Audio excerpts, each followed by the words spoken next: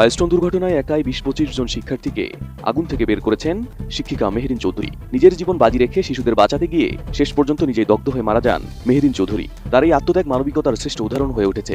এই শিক্ষিকার এমন মহান আত্মত্যাগের ঘটনা যখন দেশ জুড়ে আলোচিত, তখন সামনে আসে একটি ভিডিও যেখানে বক্তব্য দিচ্ছেন এই শিক্ষিকা। ভিডিওটির ক্যাপশনে দাবি করা হয় এটি মেহেরিন চৌধুরীর শেষ ভিডিও। মেহেরিন চৌধুরী, আপনাদের প্রতিশ্রুতি দিচ্ছি, যদি আপনাদের সন্তানদের কিছু হয় তবে আপনাদের আমার উপর দিয়ে যেতে হবে। আপনার সন্তানদের রক্ষার দায়িত্বও আমাদের। বিপদে আপদে তাদের পাশে সব সময় থাকবো।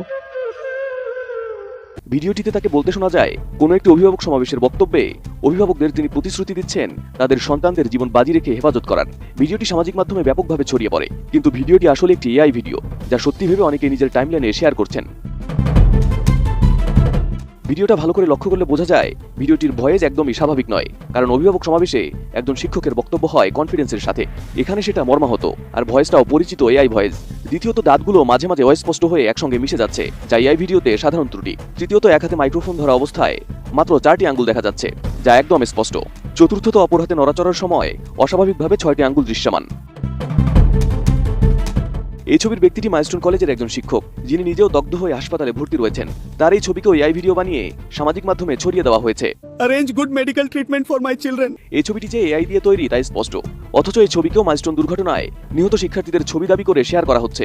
অপর একটি এআই ছবিকে আপন ভাই বোনের ছবি হিসেবে সামাজিক মাধ্যমে ছড়িয়ে দেওয়া হচ্ছে। দাবি করা হচ্ছে মাইলস্টোন বিমান দুর্ঘটনায় এই দুইজন মারা গেছেন। আরেকটি ভিডিওতে দেখা যায় মাইলস্টোন বিমান দুর্ঘটনায় পাইলট তৌকির এই দুর্ঘটনার জন্য দেশবাসীর কাছে ক্ষমা চাচ্ছেন, অথচ তিনিও এই দুর্ঘটনায় মারা গেছেন। আর এই ভিডিওকে অনেকে না বুঝে নিজের প্রোফাইলে শেয়ার করছেন। চেষ্টা করেছি শেষ পর্যন্ত যেন বিমানটি একটি খোলা জায়গায় নামানো যায়, পারিনি, আমাকে ক্ষমা করে দিবেন। আমি আপনাদের কাছে ক্ষমা চাই, কারণ আমি শেষ পর্যন্ত নিরাপদ জায়গায় নামাতে পারিনি। এছাড়া মাইলস্টোনের বিমান দুর্ঘটনার দাবি করে বিভিন্ন এআই ছবি ও ভিডিও সামাজিক মাধ্যমে শেয়ার করা হচ্ছে। সচেতনরা বুঝলেও সাধারণ মানুষ এসব কন্টেন্টকে সত্য বলে ধরে নিয়ে বিভ্রান্তির শিকার হচ্ছেন।